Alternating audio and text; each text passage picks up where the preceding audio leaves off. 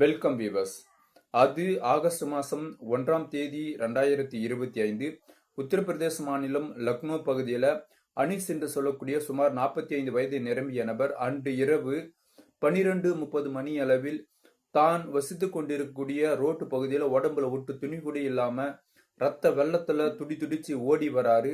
அது மாதிரி ஓடி வர்றத பார்த்த அந்த ஊர் மக்கள், குறிப்பா அவங்களுடைய தெருவு மக்கள் எல்லாருமே அவரை பார்த்து பயந்து தூரம் ஓடி போயிடுறாங்க.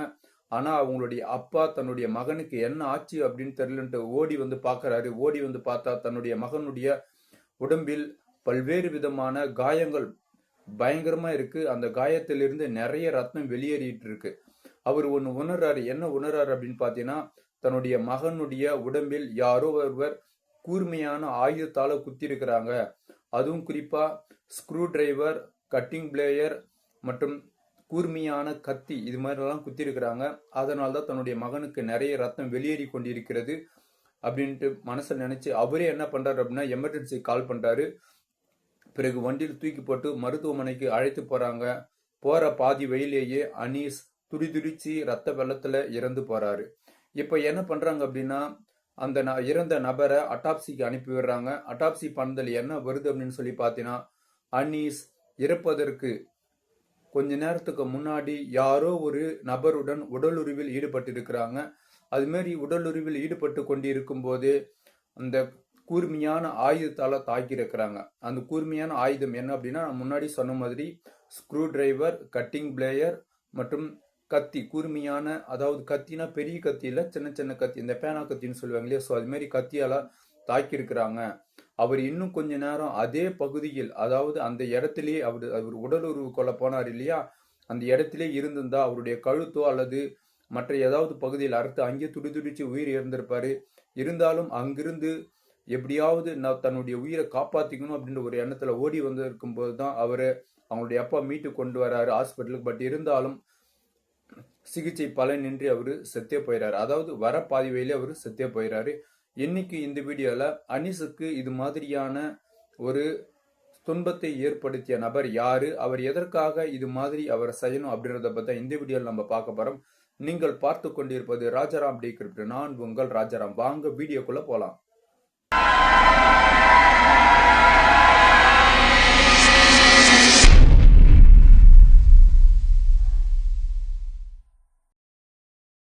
ஆகஸ்ட் மாதம் 1ஆம் தேதி 2025 ஆக்சுவலாக இந்த மாதம் நடந்த சம்பவம் இது. உத்தரப்பிரதேசம் லக்னோ பகுதியில் அனீஸ் இப்போ என்ன ஆகுறாரு அப்படின்னா இறந்துட்டாரு. ஸோ அட்டாப்சி வருது. அந்த அட்டாப்சி பண்ணதில் என்னன்னு வருதுன்னா, யாரோ ஸோ இது மாதிரி கூர்மையான ஆயுதத்தால் தாக்கியிருக்கிறாங்க, ரத்தம் வெளியேறி தான் துடிச்சு இறந்துருக்கிறாரு அப்படின்ற தகவல் கசியுது.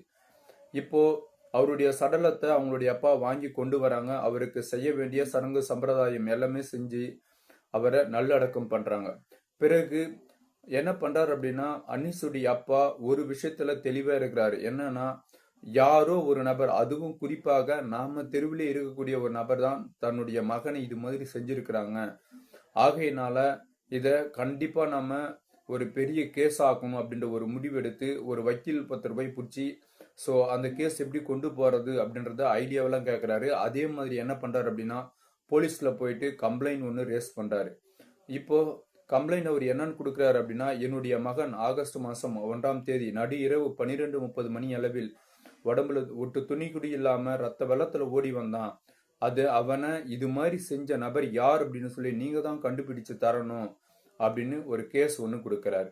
இதை கேட்ட போலீஸ் என்ன பண்றாங்க அப்படின்னா, ஃபர்ஸ்ட் முதல் கட்ட விசாரணையா முதல்ல அவங்க அப்பா கிட்டே கேட்கறாங்க. நீங்க தானே கேஸ் கொடுத்தீங்க, எந்த பகுதியிலிருந்து ஓடி வந்தாங்க, யார் வீட்டை நின்று ஓடி வந்தாங்க, நீங்க சரிவர சொல்லுங்க அப்படின்னு சொல்லி கேட்க அவருக்கும் தெரியவே இல்லை. ரொம்ப கன்ஃபியூஸ் ஆகுறாரு.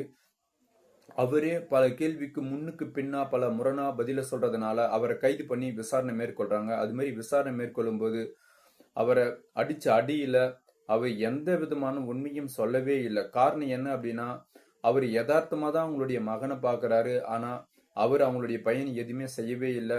ஒரு கட்டத்துல போலீஸே வெறுத்து போயிடுறாங்க. ஸோ அவர் போனா போட்டோம் அப்படின்னு சொல்லி ஸோ ரிலீஸ் பண்ணியும் விடுறாங்க. இப்போ அந்த பகுதியில் இருக்கக்கூடிய சிசிடிவி ஃபுட்டேஜ் இது எல்லாமே செக் பண்ணி பார்க்குறாங்க. அது மாதிரி செக் பண்ணி பார்த்ததுல ஆமாம், ஸோ அனீஷ் அந்த அவன் வசித்து கொண்டிருக்கக்கூடிய தெருவில் அவனுடைய பக்கத்து வீட்டிலே அன்று இரவு சுமார் 12 மணி அளவில் உள நுழைஞ்சிருக்கிறான் அப்படின்றது தெரிய வருது. அங்கதான் இவனை எதவோ யாரோ செஞ்சிருக்கிறாங்க. அதே மாதிரி சுமார் 12:33 அந்த டைம்ல அந்த வீட்டில இருந்து ரத்த வெள்ளத்துல வெளிவந்திருக்கிறான் அப்படின்ற இன்ஃபர்மேஷனும் சிசிடிவி ஃபுட்டேஜின் மூலமாக போலீஸுக்கு தெரிய வருது. அந்த சிசிடிவி ஃபுட்டேஜ் வச்சு அந்த அனீஷ் அன்று இரவு உள்ள போனான்னு சொன்னேன் இல்லையா, ஸோ அந்த வீட்டாண்டில் இருக்கக்கூடிய நபர்களை போயிட்டு பார்க்குறாங்க. அங்க கதவானது மூடப்பட்ட நிலையில் யாருமே அங்க காணாம போயிட்டு இருக்கிறாங்க. இப்ப போலீஸ் ஒரு முடிவுக்கு வராங்க. இந்த வீட்டில் அன்று இரவு இருந்தது யார், அவங்கள நம்ம கண்டுபிடிச்சோம் அப்படின்னா அவங்க தான் கட்டாயம் குற்றவாளியா இருக்கணும். அதோடு மட்டும் இல்லாம அவங்க அந்த தவறு செஞ்சதுனால்தான் அவங்க இப்ப தலைமறைவா இருக்கிறாங்க அப்படின்ற ஒரு விஷயமும் போலீஸ் திரட்டுறாங்க. அப்படின்னா அந்த வீட்டுல வசிச்சிருந்தது யார் அப்படின்னு சொல்லி தேடிட்டு வலை வீசி தேடுறாங்க. எவ்வளவு தேடியும் அவங்க கிடைக்கவே இல்லை. கரெக்டா இந்த சம்பவம் நடந்து 3ஆம் நாட்களிலேயே இவங்க இருந்த இடத்திலிருந்து சுமார் 50 கிலோமீட்டர் தூரத்தில் அந்த நபரை கைது பண்றாங்க. கைது பண்ணி அவங்க கிட்ட விசாரணை மேற்கொள்ளும் போது, ஆமாம் நாங்கள் தான் அனீஸை கொன்றோம் அப்படின்ற ஒரு வாக்குமூலம் கொடுக்கறாங்க. ஸோ அவங்க வேற என்ன சொல்றாங்க அப்படின்னு பாத்தீங்க அப்படின்னா, என்னுடைய பெயர் ரபீஸ், அவனுடைய பெயர் அனீஸ், என்னுடைய மனைவி ஒருத்தர் இருக்கிறாங்க.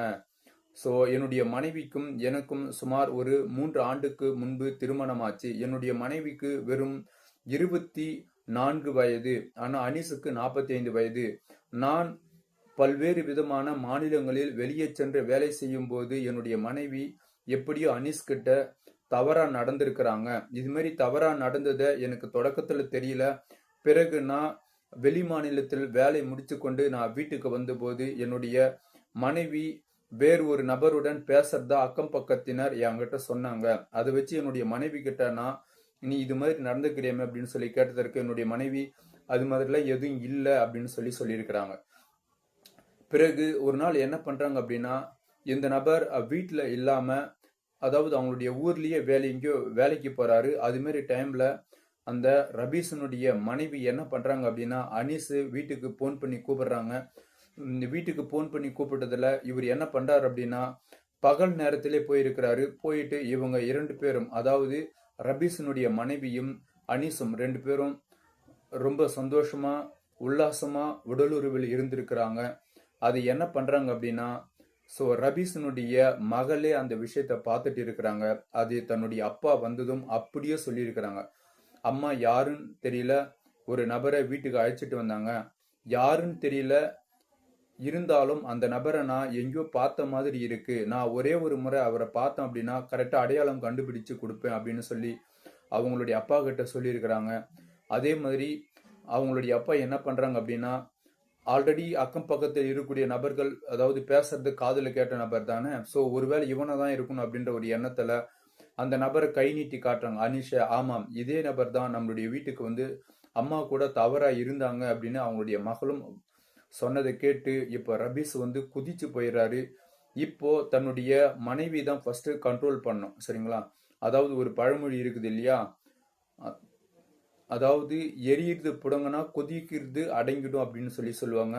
ஃபர்ஸ்ட் அவங்களுடைய மனைவிய போயிட்டு, நீ இது மாதிரி தவறா நடந்துட்ட அப்படின்னு சொல்லி உன்னுடைய மகளே சாட்சியா நிக்கிறா, இதற்கு நீ என்ன பண்ண போற அப்படின்னு சொல்லி கேட்கும்போது, அதற்கு ரபீஸனுடைய மனைவி, நான் செய்யக்கூடாத தவற செஞ்சிட்டும் போல, என்னுடைய மகளே அதை பார்த்துருக்கிறா அப்படின்னா நான் பண்ணது மிகப்பெரிய தப்பு தான், இதற்கு பிறகு நான் இது மாதிரி நான் செய்ய மாட்டேன் அப்படின்னு சொல்லி தன்னுடைய கணவன் கிட்ட சத்தியம் பண்ணி கொடுத்துருக்குறாங்க.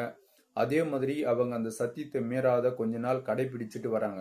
பட் இருந்தாலும், அதாவது அடிப்பட்ட பாம்பு என்னைக்கா இருந்தாலும் அதை கொத்துறதுக்கு ரெடியா இருக்கும் அப்படின்னு சொல்லுவாங்க இல்லையா, ஸோ அதே மாதிரி இந்த அனீஸ் என்ன பண்றாரு அப்படின்னா, திரும்ப திரும்ப திரும்ப ரபீஸனுடைய மனைவிக்கு பாலியல் டார்ச்சர் கொடுத்திருக்கிறாரு. ஒரு கட்டத்துல ரபீஸனுடைய மனைவி என்ன பண்றாங்க அப்படின்னா, ரபீஸ் கிட்ட சொல்றாங்க, இது மாதிரி அவன் என்னை ரொம்ப டார்ச்சர் பண்றான், அவனை நீ ஏதாவது பண்ணா மட்டும்தான் நான் அவன் கொடுக்கக்கூடிய டார்ச்சர் இருந்து வெளியேறுவேன், ஆகையினால நான் ஏதாவது ஒரு நாள் அவனை வீட்டுக்கு அழைக்கிறேன், அவனும் நான் உல்லாசமா இருக்கிறதான் கூப்பிடுவேன் அப்படின்னு சொல்லி நம்பி வருவான், அப்போ அவனை முடிச்சிடு அப்படின்னு சொல்லி தன்னுடைய கணவன் கிட்ட ஒரு எஸ்டிமேஷன் போட்டு இருக்கிறாங்க. அது மாதிரி அவங்க எஸ்டிமேஷன் போட்ட நாள் தான் ஆகஸ்ட் மாதம் 1ஆம் தேதி.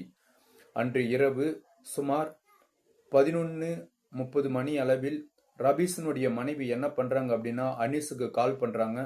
கால் பண்ணி, என்னுடைய கணவன் இன்றுதான் வெளி மாநிலத்துக்கு வேலைக்கு போயிட்டான், இதுக்கப்புறம் நான் தனிமையில் தான் இருப்பேன், நீ கிளம்பி என்ன பண்ற அப்படின்னா என்னுடைய வீட்டுக்கு வந்துரு அப்படின்னு சொல்லி அனீஸை கூப்பிடும்போது, அனீஸ் ரபீஸ் வீட்டில் தான் இருக்கிறான் அப்படின்னு சொல்லி தெரியாம நேரா போறான். போயிட்டு எப்போ அவன் என்னென்ன செய்யறானோ அதே மாதிரி இந்த குறும்புதனத்தை எல்லாம் போயிட்டு ரபீஸினுடைய மனைவி கிட்ட செய்து கொண்டு இருக்கும் போது ரபீஸ் திடீர்னு அங்க என்ட்ரி ஆகுறான். அதை பார்த்ததுமே அவனுக்கு தூக்கி வாரி போட்டுடுது. ஆனா ரபீஸ் பார்த்த காட்சி மிகவும், அதாவது எப்படி சொல்றது, நம்ம வாயிலே சொல்ல முடியாத அது மாதிரி. ஏன் அப்படின்னா, தான் தொட்டு தாலி கட்டிய மனைவி வேறு ஒரு நபருடன் உடம்புல ஒட்டு துணி கூட இல்லாம உடலுறவில் இருக்கிறத பாக்குறான். இவன் பயங்கரமா டென்ஷன் ஆக இப்ப என்ன பண்றான் அப்படின்னா, ரபீஸனுடைய மனைவி தான் ஒளித்து வைத்து கொண்டிருந்த ஸ்க்ரூ டிரைவ், சரிங்களா, அதாவது கட்டிங் பிளேடு, இது மாதிரி எல்லாம் இருக்கக்கூடிய கூர்மையான ஆயுதத்தை வச்சு அங்கங்க அப்படியே குத்துறாங்க. அதே மாதிரி ரபீஸ் என்ன பண்றா அப்படின்னா, அதாவது ஆஷா பிளேடு மற்றும் இந்த சின்ன பேனா கத்தின்னு சொன்னேன் இல்லையா, ஸோ இது மாதிரியான சின்ன சின்ன கூர்மையான ஆயுதத்துல அனீஷுடைய உடம்பில் பல்வேறு பகுதிகளில் அப்படியே குத்துறாங்க. உனக்கு இது கேக்குதா, உனக்கு கேக்குதா அப்படின்னு சொல்லி.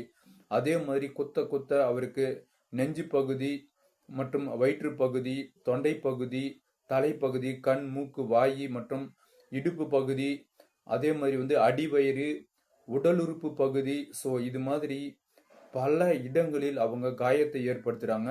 குறிப்பா அவங்க, அதாவது அனீஸினுடைய பிறப்புறுப்பு மேல ரபீஸ் எட்டி எட்டி உதைச்சி அந்த பிறப்புறுப்பே வீங்கி போன நிலையில் இருந்திருக்கு. ஸோ இப்போ என்ன பண்றாங்க அப்படின்னா, எப்படியாவது நம்ம இங்கிருந்து தப்பிச்சு ஓடணும் அப்படின்ற ஒரு எண்ணத்துல ரத்த வெள்ளத்துல ரபீஸினுடைய வீட்டிலிருந்து அனீஸ் எஸ்கேப் ஆகி ஓடி வந்திருக்கிறான். அந்த நேரத்தால் தான் அங்கிருந்த ஊர் மக்கள் அப்படியே பயந்து ஓடி இருக்கிறாங்க. ஆனா அனீஸுடைய அப்பா மட்டும் ஓடி போயிட்டு, அதாவது ஒரு பையன் தான் பெற்ற புள்ள அடிபட்டு வெளியே வரான் அப்படின்னா எந்த ஒரு அப்பாவுமே துடிச்சிருவாங்க இல்லையா. ஸோ அதே மாதிரி தான் அனீஸுடைய அப்பாவும் ஓடி போயிட்டு தன்னுடைய மகனை எமர்ஜென்சி வண்டியில ஏற்றி கொண்டு போற வழியிலேயே அவன் இறந்தும் போயிருக்கிறான். இந்த விஷயத்த ரபீஸ் மற்றும் அவனுடைய மனைவி இவங்க 2 பேரும் வாக்குமூலமா கொடுக்கறாங்க. இந்த தகவலை கேட்ட போலீஸ் இவங்களுடைய வாக்குமூலம், அட்டாப்சி ரிப்போர்ட் மற்றும் ஊர் மக்களுடைய வாக்குமூலம், இது எல்லாத்தையுமே வச்சு விசாரணை போய்கிட்டு இருக்கு. இதற்குண்டான தண்டனை இன்னும் தரவே இல்லை. ஸோ இந்த ரபீஸினுடைய மனைவி பயங்கரமா ஒரு ஸ்கட்ச் போட்டு தன்னுடைய கள்ள காதலனான அபீஸ் பார்த்தீங்கன்னா அனீஸ் அவங்க சூப்பரா கொலை பண்ணியிருக்கிறாங்க. எப்படி பார்த்தீங்களா? ஸோ பயங்கரமா யோசிச்சிருக்கிறாங்க இல்லையா அவங்க. நாம பல விதமான கள்ளக்காதல் இந்த கதையை பார்த்துருக்கிறோம். ஸோ எப்படி குடும்பம் நாசனமாயிருக்கு அப்படின்னு சொல்லி. அதே மாதிரி தான் குடும்பம் நல்லா இருக்கணும் அப்படின்றதுக்காக 45 வயது நிரம்பிய அனீஷை அவர் நம்மளா, அதாவது ரொம்ப ஜாலியா இருக்கலாம் அப்படின்னு சொல்லி கூப்பிட்டு அவனே கொலை பண்ணியிருக்கிறாங்க அப்படின்னா உண்மையிலேயே இவங்க பயங்கரமா யோசிச்சிருக்கிறாங்க அப்படின்னு தான் நம்ம சொல்லணும். இந்த விஷயத்தை பத்தி நீங்க என்ன நினைக்கிறீங்க அப்படின்னு சொல்லி கீழே கமெண்ட்ல கமெண்ட் பண்ணுங்க. இவ்வளவு நேரம் இந்த வீடியோவை பார்த்த அனைவருக்கும் நன்றி, வணக்கம்.